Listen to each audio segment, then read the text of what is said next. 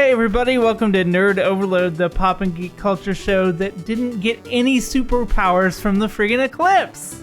I wanted superpowers. I thought I felt one coming on, but then my eyes just were hurting, I guess. I don't know, maybe it's unrelated. Yeah, obviously if you wear the glasses, you don't get the superpowers. Exactly. You gotta look... You gotta absorb all of that solar energy directly in through the eyes. You gotta look hard, and you gotta look deep. And for a long time, like the entire time. Really drink in that sunlight. Yeah. And lunar energies. Lunar light, lunar energies that charge your eyeballs. Let's talk about nerd news. All right. I'm Sam. I'm Josh. And I'm Cody. We have a fantastic show for you this week. Back from our extended break. Josh is back. Yay. It's been what, like 2 months almost? A month and a half? No. 7 years? 7 years. Back from the void, back from the war. The vault. Yeah. We've taken him from the Disney vault. He's come back for a limited engagement from the Disney vault. Purchase now before he's gone forever until next time. I'm part of the Black Diamond collection. That's right. Right there next to the Black Cauldron and Song of the South. It's Josh. Oh, no. Disney vault. No. Anyway. Yeah, there's a second vault within the vault that has Song of the South. That's true. And that vault ain't opening up anytime welded shut. That one's welded shut. Yes, that's very good point. Anyway, let's get into some things we've been checking out. Check it out!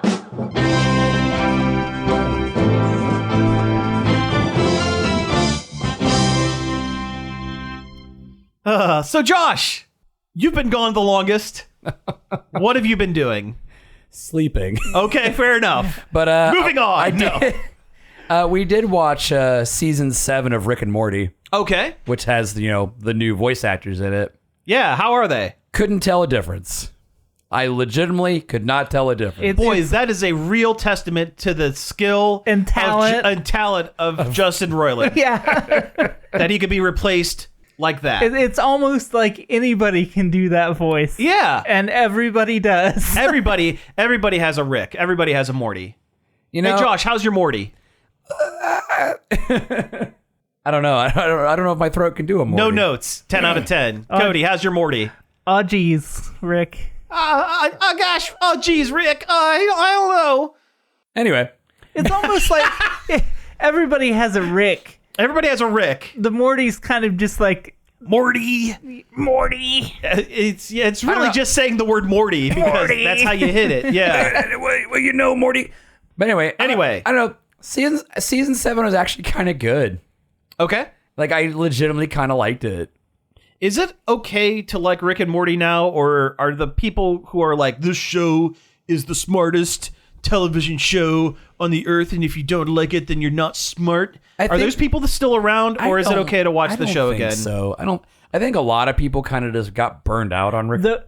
I think those people got mad when they fired Roiland. Oh, gotcha. Okay. You know what? I could see that. Yeah. They took all their Szechuan sauce and went home. Yeah. I gotcha. Yeah. I hope so. Yeah. Crawled back into their dark, dank dungeons of 4chan. Went back to playing their stinky Yu-Gi-Oh, but that's for later in the show. It was, maybe. I thought it was legitimately good. There was a whole bunch of lore dumping. There's a couple good just kind of one-off episodes of just. There's a whole episode where they go back to the well of iced tea from that end of the Get Swifty episode. Okay. Huh. I guess I haven't watched that episode. When they're singing, or they gotta. I know what Get Swifty is, and the big giant heads that. Yeah. Show me what you got. Show me what you got. Yes, that's true. I do. Remember but the end credit stinger joke of that episode was Ice-T is actually an alien from another planet. Oh, I see. Okay, gotcha. There's a whole episode with the president and Rick. And then the president meets Rick's therapist and tries to date her. Oh, okay. But no, I liked it. There's a whole episode with Evil Morty doing his thing, and sure, I actually liked it. It was probably some of the better Rick and Morty stuff I've seen in a while. Did anyone turn into a pickle? That is the only joke I know about Rick and Morty. He turned into a leg. Was it the funniest thing you've stuff ever seen? No. At the point where like Morty opens the door, he's like, "Hey Morty, look, I'm a leg. I'm leg Rick," and Morty just kind of like just turns around and shuts the door. So it's gotten to the point where they're making fun of their own jokes. Pretty much. They're referencing now. Yes. Okay. Okay. I always preferred Tiny Rick to Pickle Rick. Yeah. Well, Tiny Rick was the beginning. Tiny Rick was the original joke. Let me out. Let me out. This is not a dance. I'm screaming for help. I'm begging for help. Even Samantha will occasionally reference that one. Oh yeah, me and Nicole do it all the time. Yeah. I don't know. I think the show peaked with Butter Robot Yeah. from the first season. Like, I think it's like the first episode. Yeah, the whole show peaked with the first season. I think so. Yeah. What is my purpose? You pass butter. Oh my god. Oh my god. Yeah.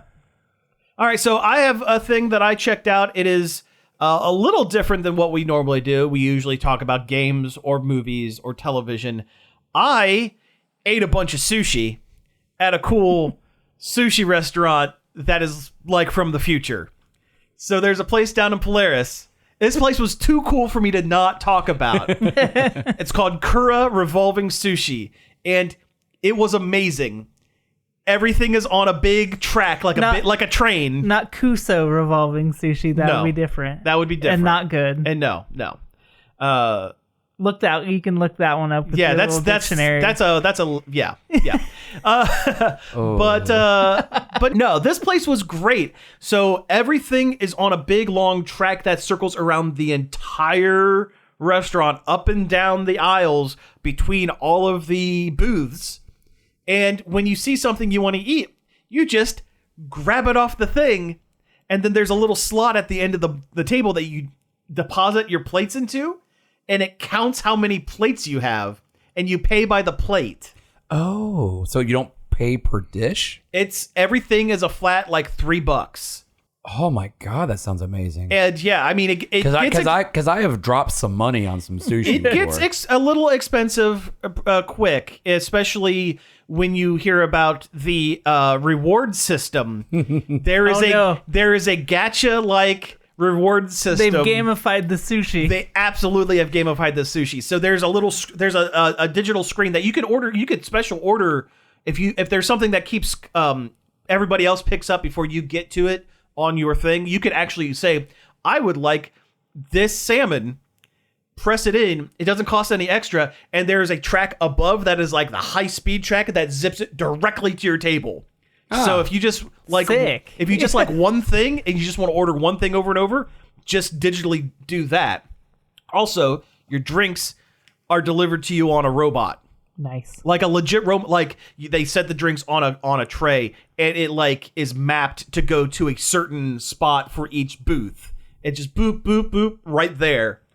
Anyway, every 5 plates, the screen plays part of a little animated video.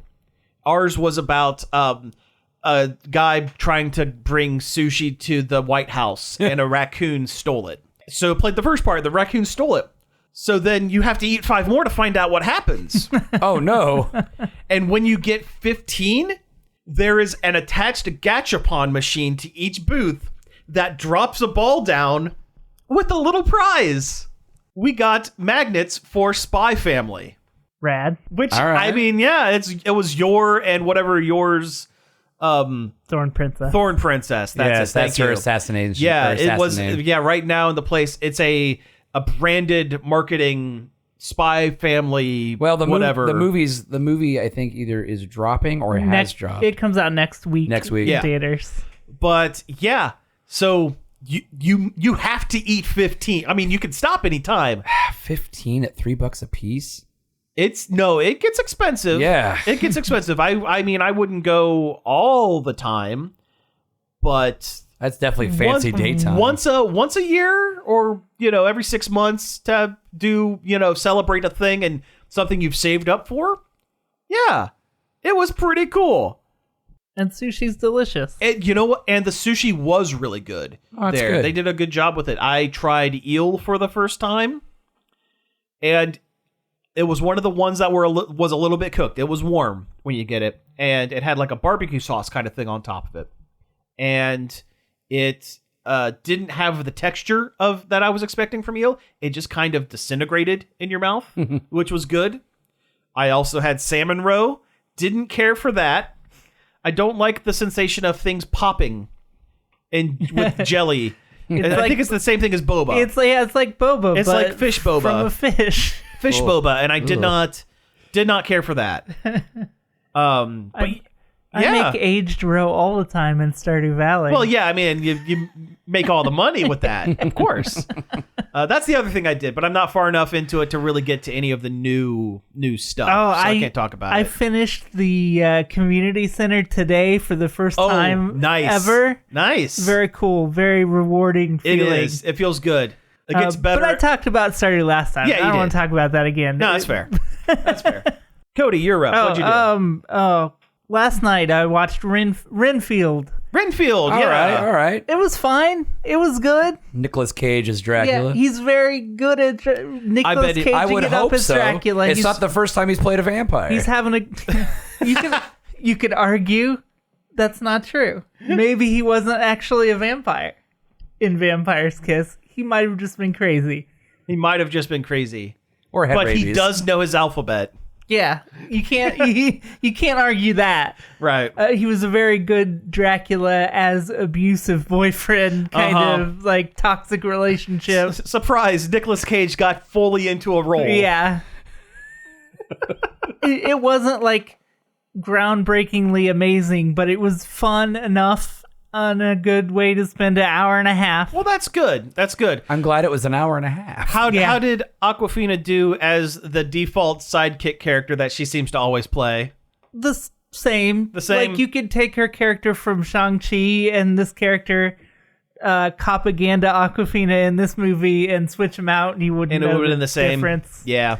But you know what? I like Awkwafina. I like Awkwafina. She's funny. Yeah. Yeah. It's funny when she yells at people and gets flustered. Yeah. That's it. I'm into her shtick, I guess. So yeah, sure. It's fine. The set design was weirdly really good. Mm-hmm. Dracula's little secret base place looked really cool. A lot of blood bags hanging around. Like it was like surprisingly good for what the movie was. Yeah. Like, it reminded me of like 90s movies that have ridiculous sets. Nice. And at one point, Renfield gets his own apartment, and it's all painted with like pastels and bright colors because Dracula's all dark all the time. It's the first time he's off on his own in hundreds of years. So he's do something different. He's going all out. He starts wearing like pastel sweaters and stuff. So he's awesome. like, so he's old, or like he's. It is. I'm assuming it's a Universal movie. They use clips from Universal Dracula. This is Dracula, like Universal this is the Dracula. Yeah. And that Renfield. So he is the Renfield. Yeah. Yes. So he's he's Dracula's assistant, so he's like immortal or whatever. Yeah. There's some scenes at the beginning where they've like digitally put them into the original Dracula. That's movie cool. That I wish there was maybe a little more of because it was pretty funny. Like the Bela Lugosi Dracula? No, the Universal Dracula. That's older than Bela Lugosi even, I would think. I forget who's Dracula in that one. Maybe is it? No, Bela Lugosi was Hammer Dracula, wasn't he? No, Hammer Dracula was Christopher Bela Lee. Lugosi is original Dracula, and then Christopher Lee was Hammer Dracula. Then maybe it is Bela Lugosi, Universal Monsters Dracula. Yes. Then it is him. Yeah. But yeah, it was a fun time. How could you forget? No one gives two craps for Bella. And then I've also watched we watched Poor Things a while ago. Oh yeah, and it is really, really good. I've seen really good things about it. I wanted to see it. I just haven't had a chance to sit and watch it yet. It's on Hulu. It's worth sitting down and watching. It's really good. A lot of sex scenes in it, so like be aware of that. The book also had that. I read a synopsis of the original book it's based off of, and yeah. So not surprised there. Yeah. But it's really funny and good, and Emma Stone is very good in it, and so is Mark Ruffalo. Mark Ruffalo is like too funny. Cool. That's of course. Yeah. It's Mark Ruffalo. There's a part where he's going up some stairs and he trips, and I can't tell if it's real or if it's part of the script. And they just left it in? Yeah. Oh, that's great. Like, I 100% can't tell.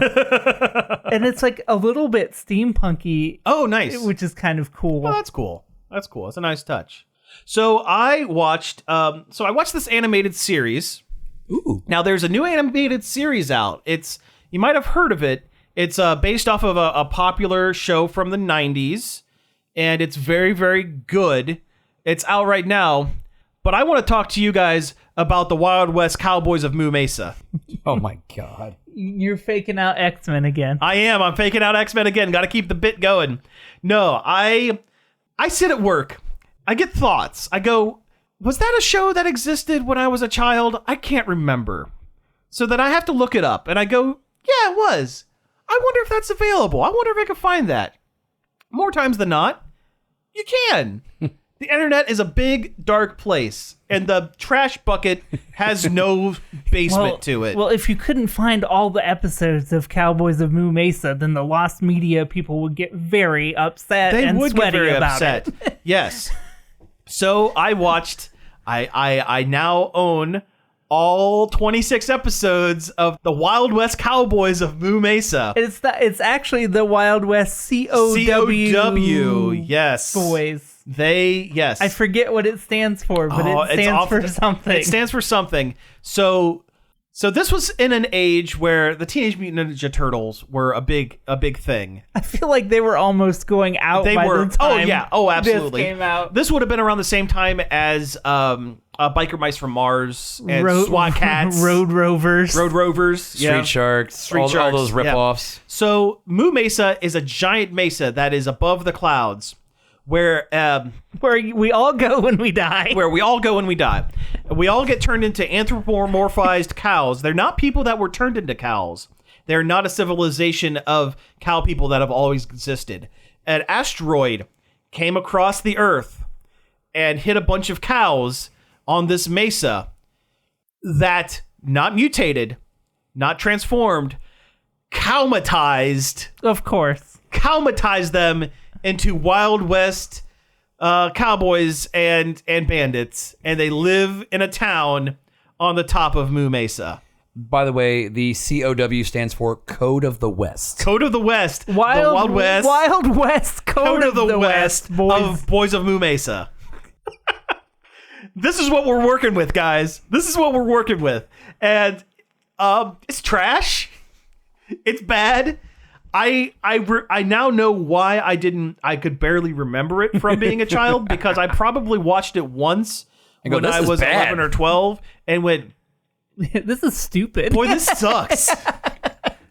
Do they just self-govern up there? Are they their own little world? They are their own little world. As far as they're concerned, I mean, they recognize that there is earth below where people live, and cows are cows that do milk, but but they stay to their own, and it's not because they're like, oh no, the humans, they're not going to understand. No, they're just like, we have our town here, we have our bandits. There's a bat who is a bandit, a bat-dit, if you will. Where do they get their milk? You don't question it. You don't worry about it. Where does the dairy come from in Zootopia for the ice cream? Oh, oats. It's oat milk or soy or almond milk. I guarantee they can't grow almonds up there. You're gonna tell me they can grow almonds on Moo Mesa? I doubt it. Could not grow almonds on Moo Mesa. No, if we extrapolate this, then yes, someone's getting milked. Someone on two legs is getting milked in the Wild West Code of the West Boys of Moo Mesa. There's a special saloon you can go to where that happens. Yeah, gotta pay extra. I don't remember this in Red Dead Redemption. I don't want to talk about this anymore. Josh, your turn. Go again. So speaking of old, really bad cartoons. Yes, let's hear it.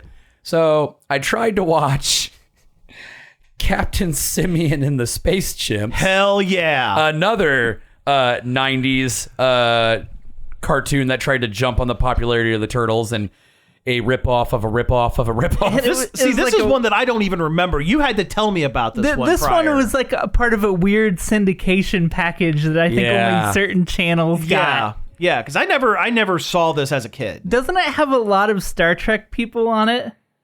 No, that was Gargoyles. Oh no, I thought this had a lot of Star Trek people too. It might Maybe have. not. It I don't might know. have. I couldn't even make it through the first episode. It's awful. A running theme on this show so far. Yeah, it's awful. I couldn't tell if it was because I was tired, but I could not.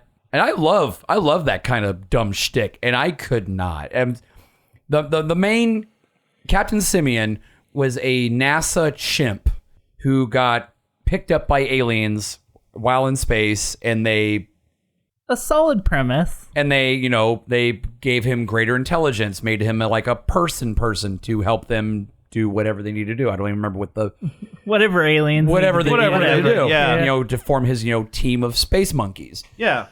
But he constantly references Houston, like not like the place, but he's almost like talking into the void, and he's like, Houston, I gotta tell you, it's getting weird out here. He's like Agent Dale Cooper with his voice recorder. Uh-huh. Diane. Yes. Yes. It's like that. Okay, so I looked up the cast of Captain Simian and the Space Chimps. So it's not just Star Trek. There are a lot of space show adjacent actors on it. Okay, so I wasn't completely off. Not completely off. Jerry Doyle, who was on Babylon 5, was the voice of Captain Simian. But the show did have James Avery. Okay. Do you know who that is? Oh, it sounds so familiar. Oh, that's Cisco. No. Oh. That's Shredder and also Uncle Phil from... Oh, right. But Michael Dorn was on this. Worf. Okay. Malcolm McDowell was on this show. Who was in Star Trek Generations? And Tank Girl. David Carradine. Oh. Wow. Oh. I hear he choked in his audition. Oh. Renee Auberjonois. I don't recognize. Odo. Oh. Odo. David Warner. David Warner was, let's see here, he would have been in Star Trek 5, the one where God needs a spaceship. Why does God need a starship? God need a starship? And also he was the scientist in Teenage Mutant Ninja Turtles 2, Secret of the Ooze. Okay.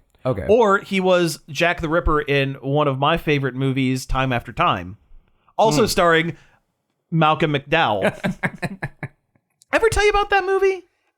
I remember you've talked about it before. Okay, the one where Jack the Ripper uses H.G. Wells' time machine to go to the future, to the 70s, to continue killing prostitutes. That sounds familiar. Yep. And H.G. Wells has to go to the future and meets Andy McDowell. Okay. Yeah. Okay. Good movie. Solid movie. But, I mean, if we're going to talk old cartoons, I did watch 2 episodes of the Sam and Max cartoon the other day. fantastic. Holds up. It's still great, Yeah, that's a show that holds up. They 100% captured the spirit of the comics and games that the characters' voices are. Sam and Max could be a show that they could bring back for, like, Adult Swim. Yeah. Or Max or something. Well, Max would never do it because they hate fun. Yeah. But if someone who enjoyed media ran HBO Max Discovery, then they would be able to do something like that. Steve Purcell, the creator of Sam and Max, he works at Pixar now. He does? He's head Cars man. Oh, wow. Yeah, he didn't do that movie, but he is in charge of the franchise now. Oh, that's weird. That's a weird thing to put on a resume. Head Carsman. Head Carsman. Because I don't think they're even doing anything with cars. They're always selling toys of cars. Well, yeah. There's a character named after him in the Cars universe. Oh, really? It is a hearse named Steve Purcell. Okay, that's good. All right, that's good. That's a very Pixar joke. Yeah. Very Pixar joke. All right. Yeah. And he's always posted like new Sam and Max art he's doing all the time on the internet if you look him up. What's cool that he's sticking with it. It would be nice to see Sam and Max get some kind of resurgence. Yeah. That would be cool. Even if it's not, it's always a game. Like, let's do something different again. Let's do something different. Yeah, absolutely. I loved him in the Poker Night. Yeah. Oh, yeah. That was good. Yep. Was that the one with Brock Sampson? They're in both. Oh, Max is in one and Sam and Max is in the other. Okay. Yeah. They did Max in the first one, and in the second one, they realized you can't separate them; it doesn't work. So they put them both in the other. Because I remember sitting in the booth, always like like chirping up every like to throw some kind of joke or anecdote in there. Yeah, in the first one, Max is playing. In the second one, Sam is playing, and Max is sitting in the booth, commenting. Yeah. Separating them like that it doesn't work. It's a sin. It doesn't work. You need a sin. Yeah, it's gross. It's two different. I was almost going to say a straight man and the comedy guy, but they're both wacky, crazy comedy people, but in different levels, different energies. Yeah, they work together. And they both have the different things that they do. Yeah, you need it. Yep. All right, hey, let's take a break. When we come back, we're going to talk about some movie trailers. We're going to be talking about all sorts of other happy, fun stuff. Yeah. Ed Sheeran, Beyonce, Drake, Taylor Swift.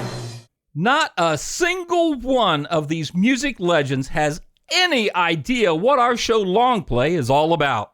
I would bet that not a single one of these music megastars will ever tune into an episode of Long Play here on WZMO. But you can. I'm Greg Dunham, and I invite you to catch Long Play every Friday night at 11 or Saturday afternoon at 3 and give a listen to the radio show that 99.9% of all future Rock and Roll Hall of Famers will never hear. Are you living yet? Do you know danger? Because we're back for the show. Making reference to the newest Hot Ones that we all sat and watched. Yes, Hot Ones with Conan O'Brien. Some manic energy on that episode. Ooh, man. Good stuff. He's doing Conan. Yeah. At his peak. At his Conanist. Yes, absolutely. Anyway, let's talk about some things in the news that have been happening. And this is a sentence that's gone way too long, but I don't know how to stop.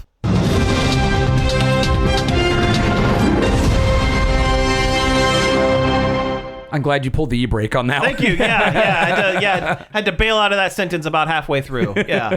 Let's talk about some things. First up, Joker 2, Folie à Deux. It does rhyme. Yes. Joker 2, boop boop de doo.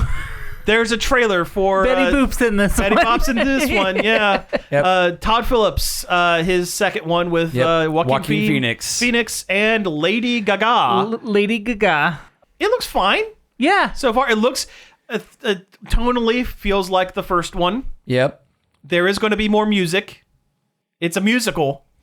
You know what? Cool. Looks like a love story between the two characters and not like this one-sided thing that they usually do with Harley and the Joker. See, I kind of got that a little bit, but I also got it as Harley is kind of dragging him along almost a little bit. But yeah. Like Harley is the obsessed fan that is like, no, you must be the Joker. Come on, Joker. Yeah, because she's all like, I want to see the real you. And she like draws like a red smile on a mirror or something and it lines up with his face. Part of it almost feels like, at least at the beginning of the trailer, it almost feels like Arthur Fleck is like, I did the Joker thing and now I'm in jail. Maybe I should not do the Joker thing. And then Harley Quinn steps in and goes, hey, do you want to do the Joker thing? And he's like, yes. Yes. That's kind of what it felt like to me. No. I quit smoking. Would you like a smoke? Absolutely. Yeah. It looks like a different take on both characters. The dynamic seems a little different. Oh yeah, she's not his therapist or even a therapist, I don't think. Yeah. She obviously is some kind of either inmate or a person in his support group or something. Yeah, something like that. Yeah. Or whatever mental institution they're in. It almost feels kind of like Helena Bonham Carter's character a little bit from Fight Club. Because a little bit. Vibe situation. Yeah. So this is the first DC live action film that is officially under the Elseworlds label. So what that means is now that they're trying to redo the DC cinematic universe with the James Gunn stuff, anything that doesn't fit within that is getting the Elseworlds title. It's basically What If, but a little different. It's also What If, but it's like multiverse stuff. Yeah. Because like Superman Red Sun was part of that. But I hate multiverse stuff. I do. But that's all everybody's doing. And I hate it now. even more. I didn't like it much when it was just a concept in comics, and I don't. It's almost like going, what if none of this matters? Yeah, what if none of this matters? What if we don't want to have any stake? Because nothing matters, and it's a multiverse thing, nothing has stakes. And that's how I've felt in comics. Whenever I read a one where it's like, oh, this takes place in a parallel universe where Superman stubbed his toe and hated it, and now it was bad because of it. It's like, fine, I guess. When you open the multiverse door, now you can go, well, that was that version of that character who's now dead, but don't worry, here in the universe over, there's one just like it, and it's fine. I'll be honest, that's how I felt watching Doctor Strange in the Multiverse of Madness. It was a good movie. It was fun. I did eventually watch it. I didn't talk about it on the show because it's been forever and there's no point. Everyone's talked about it. But the scene where they go to the multiverse and it's the Illuminati with Captain Carter and Xavier and Mr. Fantastic and all this stuff. Black Bolt. And Scarlet Witch, she goes ham on him. She rips him apart. Literally. And it was an interesting looking scene, but there were no real stakes because it was very clear that I don't have any attachment to these characters. Even with Patrick Stewart playing Professor X, that's not the Professor X that we followed in the films. It's just a Professor X that happens to look like Jean-Luc Picard. There was zero stakes. I was so glad he was in the gold hover chair from the 90s X-Men. I mean, that was a cool, hey, look at this I thing. saw it and I clapped. Yes. That scene was I saw it and I clapped. Yes. There were no other stakes. Who gives a flying jump if Mr. Fantastic was unraveled? We don't know this character. When they did do showed multiple universes too, it was the most uninspired, It really was. uninteresting. When they're falling through all the portals. And yet they did nothing. Yeah. Anyway, we're getting detracted here. We put a bunch of cool filters on places. Yeah. So multiverse stories, I don't care for. Anyway, Joker 2 looked pretty okay. Yeah, I'll see this. I'm eagerly waiting to see how many people take the wrong opinion, the wrong moral out of the film. You mean like the first and one? And make it their entire personality. Get a load of this society. I mean, I liked the first movie fine. As a film, it was fine. Yeah, I thought it was pretty still good. haven't watched it. As a movie, it was fine, but anyone who goes, oh, I'm going to devote my entire life, or it's so deep. No, it's a movie. It's a movie by the guy who did the Hangover movies. Yeah. It's just a film. It's just a film. And not even a terribly original one. No, not really, but I digress. Joker 2 looks fine, and I'll watch it. Again, might not see it in theaters. I'm not that invested, but I'll watch that at some point. And in the trailers, they won't ever have them singing any songs because Warner Brothers is afraid that people won't see a musical. I'm honestly kind of surprised that this movie is going to exist given the state of Warner Brothers currently. Yeah. Well, I'm surprised it didn't get canned for a tax write-off. They hid that Wonka was a musical. Yeah. They hid that the Mean Girls musical was a musical, even though it's in the title. That was the whole thing. Yeah. The state of Warner Brothers, guys. The state of entertainment. What are we talking about? All right. Let's talk about some things that have been announced but have not happened yet. And let's do some wild speculation on them. Yay, because that's almost everything else we have. That'll fill some time. Because of the eclipse, and I knew something was going to have some kind of gimmicky, oh, the eclipse happened and now we've announced a thing that might be happening.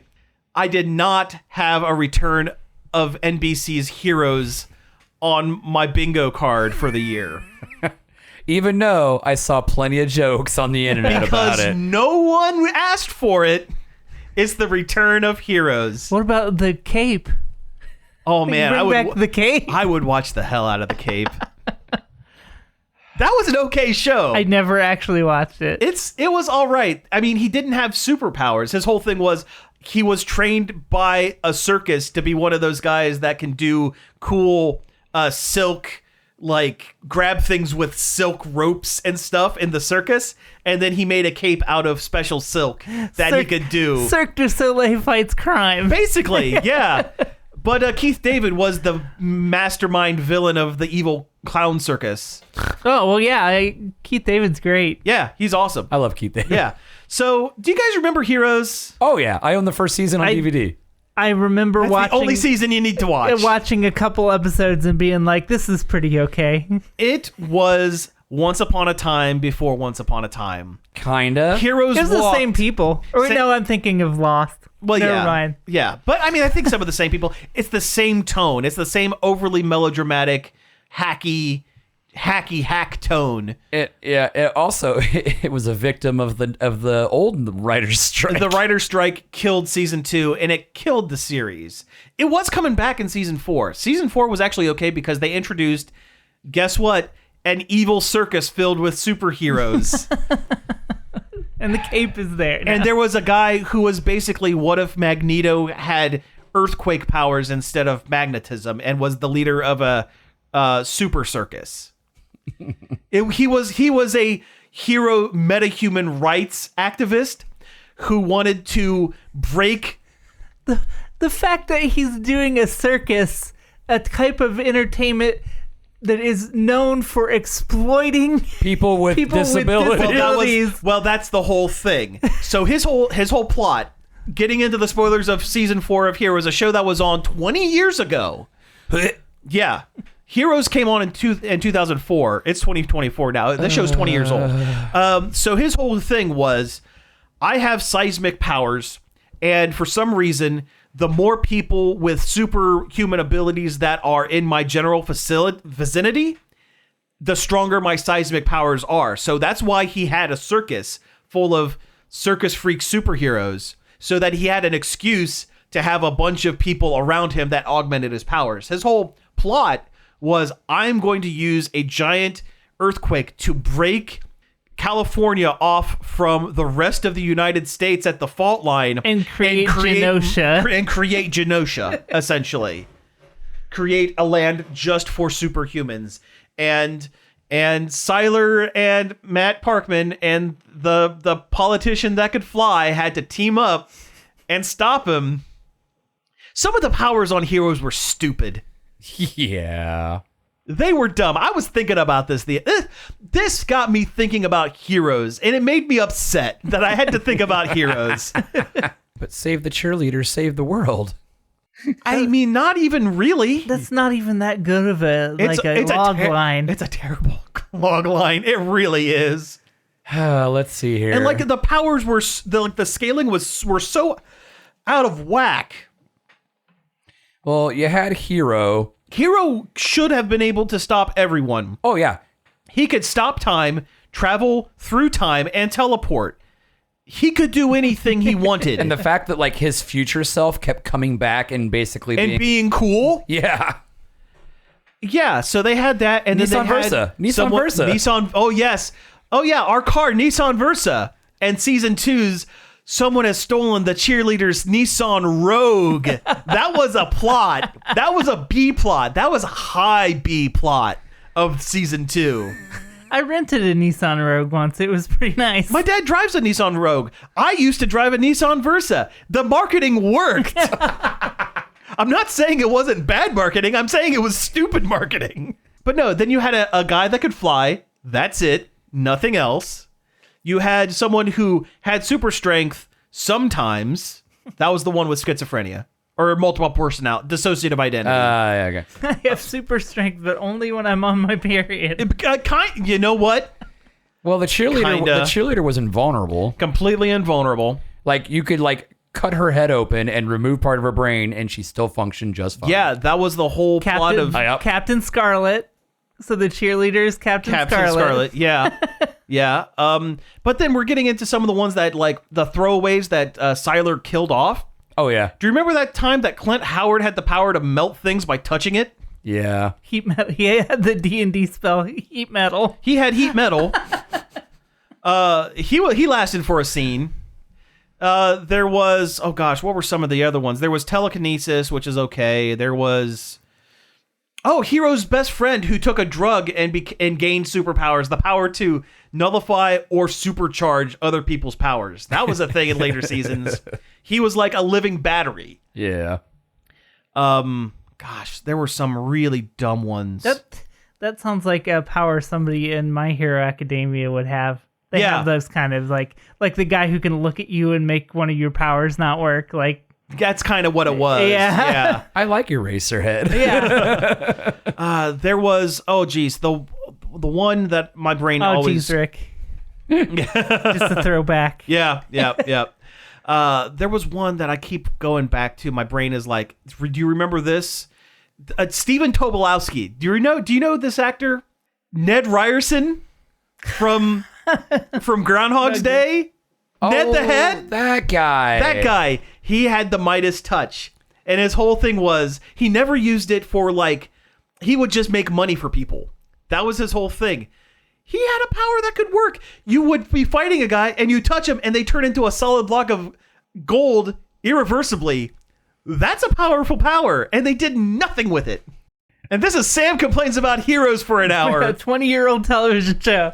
All right, so hey, let's run through some of these other things that they've said about movies. There is going to be a G.I. Joe Transformers crossover film officially. I'm surprised it didn't happen with Bumblebee. I thought they were heading that way with Bumblebee. Oh yeah, John Cena felt like a G.I. Joe. I'm surprised they're touching G.I. Joe at all after doing several. I guess the Snake Eyes one didn't do so bad. Snake Eyes was all right. That's probably why this is happening. That's probably why, I was only thinking of the two other ones that were... and the G.I. Joe Transformer comics are pretty popular. I always said that they should have done... What they should do is reboot the whole franchise, Transformers and G.I. Joe. You have a Transformers movie where the Autobots and the Decepticons come to Earth for the first time. And I'm talking G1, big, blocky. There's no way that those robots actually turn into those cars style Transformers. Kind of the opening of Bumblebee. I don't need it to make sense. I just need it to look cool. Mm-hmm. They have a big fight. Some of the Transformers die. Some of the Decepticons die. At the post-credit sequence, you have the U.S. government or some dark cabal of whatever get some of the parts of the Transformers that have fallen, and they start reverse engineering red lasers and blue lasers, and that is the basis for your G.I. Joe red laser versus blue laser. That's how you get the weather dominator. That's how you get the stupid technology that doesn't make sense. The Hiss tank? Yeah, that's they take Megatron and rebuild him into a Hiss tank. Or that's a figure. That's actually a figure. Those little flying things that the gyrocopters.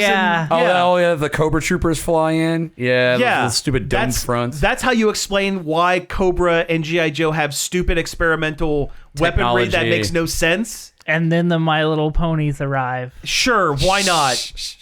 Why not? And they all end up in Faerun, and then... And once they win, they go to a Gem and the Holograms concert at the end. Who cares? Put them all together. Why not?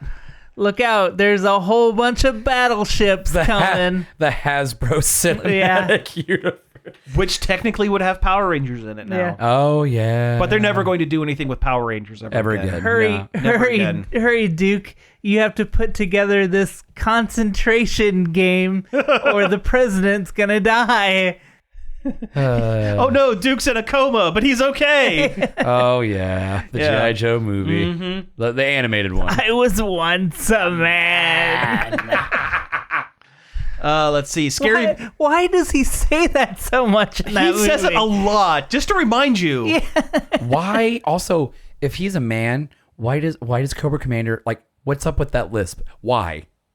Why are you negging on a guy with a lisp? Sometimes You're being real judgmental here, Josh, and we don't appreciate it. To get mad about that movie is why does it throw away all of Cobra Commander's backstory and turn him into some weird monster from Cobra Law? Yeah, Josh, have you thought about that? No, Josh, that's a Pentor. That's a different dude. And the movie, he's also Cobra Commander's also a Snake Man from Cobra Law. Yeah. Wait, which movie? The animated movie. It's been so long since I've watched it. Well, I barely remember. He's no longer a fed-up terrorist from Springfield. I love that he's from Springfield. That's great. And as far as I'm concerned, it's Springfield, Ohio. Who Yeah, oh, cares? yeah. I mean, I've been to Springfield, Ohio. It tracks. Yeah, that makes sense. They're going to try to reboot Scary Movie Yeah, let's for some reason. let's strike where the iron is, Ice cold. not even ice cold. What do they have to make fun of? Like Art the Clown and Megan? Like, Yeah, what are they going to do? there's no... And those movies are like actually like legitimately good. They don't have like... they're going to make fun of Terrifier. Yeah. Is there going to be a scene where someone tells someone to get out? The black phone. They don't have... Like when Scary Movie came out, it was just done to death horror movies that you could make fun of. Yeah. Now horror is like... It's good. It's in a new renaissance It's a of good great... and also kind of niche. Yeah. and I don't know. It's a bad idea. Are the Wayans brothers working on it? I hope not. I don't. There's very little news about this one. I think they've passed some laws since then and they're not allowed. the only way I think a Scary Movie would work is if it is a period piece set in the 80s and they are making fun of old Like 80s Freddy slasher and, movies. Freddy It's- and Jason. And there was a movie that actually did that. Give me a second. You guys vamp for a minute. Well, I remember like the movie that spoofed Scary Movie, Shriek. I Know What You Did Last Friday the 13th. yes, that's the one I Yeah. was thinking of. Shriek if you know what I did last Friday the 13th. Yes, that's the one I was thinking of. If they did something like that but set it in the 80s, Is that the one that has Linda Blair in it? I believe so. Let's see. But Is it? I think Tom Arnold was in that. Coolio was in it. Everyone's favorite actor, Coolio. But that, like, Tom Arnold was in it. Yes. That's what I. Yes. Yeah, Tom Arnold played like the security guard cop sheriff dude. Oh, Artie Lang, Shirley Jones. Boy, this has a real killer's row of Z-list. canceled comedian. Yeah. Uh-huh. Roseanne Barr will be in this one. Yeah. Oh, man. Jimmy J.J. Walker. The mark of quality. Dynamite. Dynamite. I guarantee he said that. That's the one thing he said. I don't remember. Yeah. Like, this one will have, like, some hackneyed, like, it's the end of Midsummer and they sewed him in a bear, but he's getting up and, like, falling down. Oh, he fell down and farted. Yeah. Like, I remember the opening of this movie. He does a left shark dance, but he's in a bear suit. Yeah. But like, God, left shark. That would be the kind of joke that would be in this. I know. But I remember in Shriek, I Know What You Did Last Friday the 13th.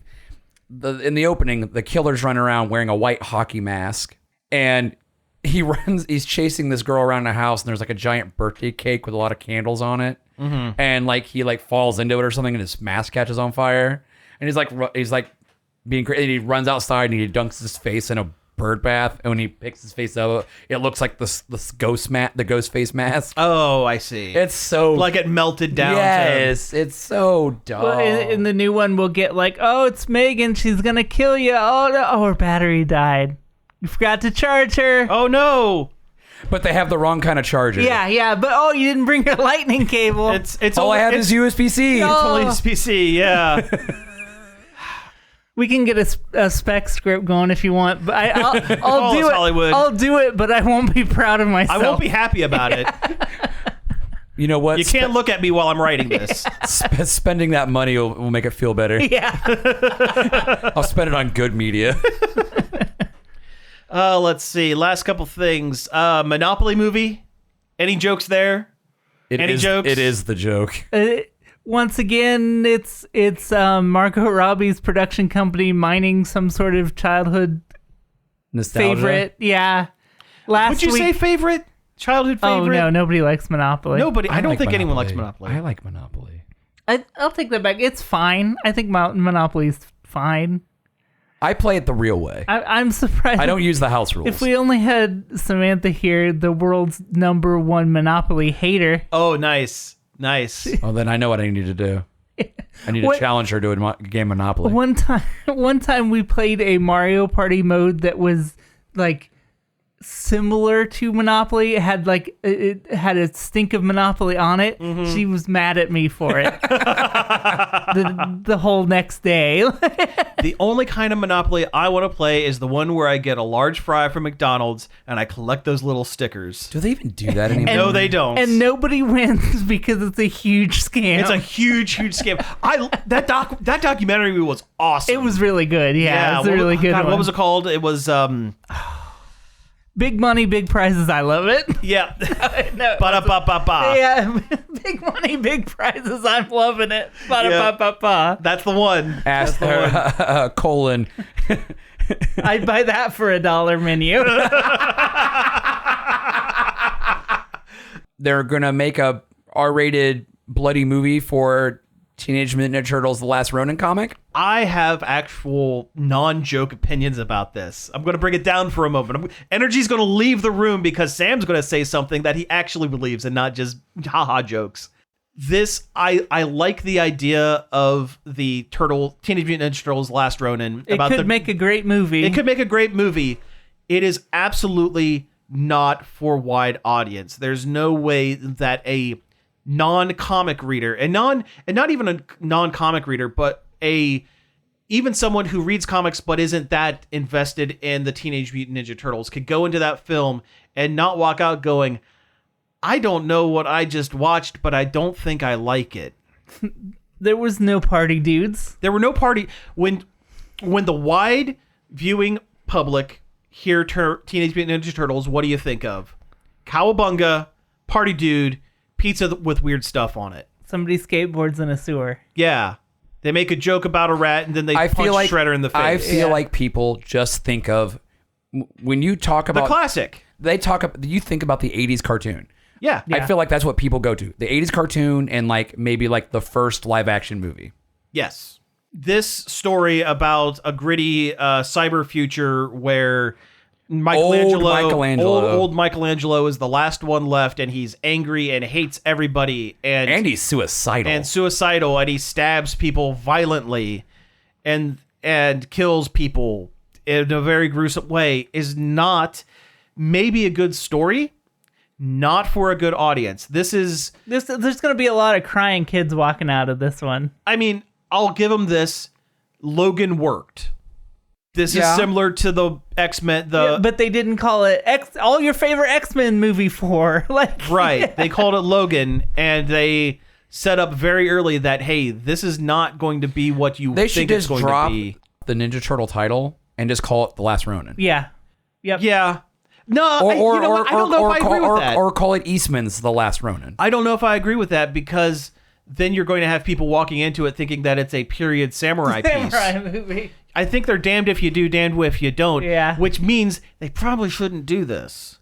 Well, there's supposed to be a game coming out too. And for a game, sounds great. I think that there is parents don't pay attention to video games. Well, more than well, yes, but also I think that there is a hurdle that can be jumped in print media and games and video games that, because they're still niche enough. Like, the people that are going into it are expecting. Also, you have to pay $60, $70 for a video game. You're gonna look at what you're buying. And for a comic book, you have to now go to a comic book shop. You have to make a special trip to a special store for special boys to get your things. But with a movie, anyone could go see a movie. You're going to be like, what can I take my kids to this weekend to get them to shut up for 2 hours? Oh, Ninja Turtles. I recognize that. Even the IDW comics are still a little more violent. Sure. And that's why they don't sell them at Walmart. Yeah. I wish they sold comics at box stores. They have manga. Yeah. Yeah, I guess. And I think I've seen some trades in the books. Anyway, they have some paper comics, but they're from some weird company I don't know. Recognize. I don't know or recognize. Marvel. I'm not sure how to pronounce it. Something called Detective Comics. Yeah, I've never heard of it. It's redundant. I don't know why they would call it that. You'd think there'd be an easier way to say that title, but yeah, anyway. Anyway, we have actually hit time, so we should probably go ahead and wrap up the show. We didn't have time to talk about how all the Sonic movies are doing in Avengers. Oh, yeah. Well, we could save that. That's a tease for next week, my friend. We can talk about the Charmy the Bee movie. We can talk about my favorite, Big the Cat. Yeah. I got it. Sonic the Hedgehog will return in Winter Soldier. Excellent. The Winter Hedgehog. Yeah. So Shadow? It's just Shadow. Shadow the Hedgehog is just the Winter Soldier, basically, right? Yeah. Personality-wise. Kinda. Will they do a Rogue the Bat movie? Rouge the Bat. Rouge Sorry. the Bat. Oh yeah. No, I fully expect that's for niche parts of the internet. I fully expect Rouge the Bat to show up somewhere in the Knuckles the Echidna show. That would make sense. Yeah. Yeah. I have a feeling that she's going to show up at some point and tease the Chaotix, Knuckles Chaotix. Or just be like the thing at the end. The stinger, like Shadow was at the end of Sonic 2. Well, here's the thing. They've cast Kristen Ritter for the Knuckles the Echidna show. And unlike other characters who they have basically said, hey, this is who they're going to play, they haven't said who she's going to play yet. So she's Rouge what if the she's Bat, Rouge the Bat and that's doing the her stinger? What if she is doing her Don't Trust the Bee in Apartment 23 voice for Rouge the Bat? The B is for bat. The B is for bat. Don't trust the bat. Don't trust the bat in apartment where it's at. There's your episode title. There's the episode title. And we got do the end. And here we go. You have been listening to Nerd Overload. Thank you very much for tuning in. You can find us each and every day over at nerdoverload.com. You can find us on Facebook, Twitch, Instagram, or support our Patreon at Nerd Overload Now. You can send us an email, staff@nerdoverload.com, or leave us a voicemail on the Nerd Overload hotline. The number for that's 419-561-5556. Leave us a voicemail, we'll play it on the show. Leave us a text message, we'll read it on the show. That's right. You can find all of our episodes on Apple Podcasts, Stitcher, YouTube. They're all on YouTube. Oh, yeah. We have a YouTube channel. Again. And they're all right there because it's minimal work for me to do. So go check out the shows over there if you'd like. Finally, I'd like to thank Parker for helping us out over at the Facebook page and David Pencil for our intro and outro. Again, thank you all for tuning in, and we will be back next week. Peace out.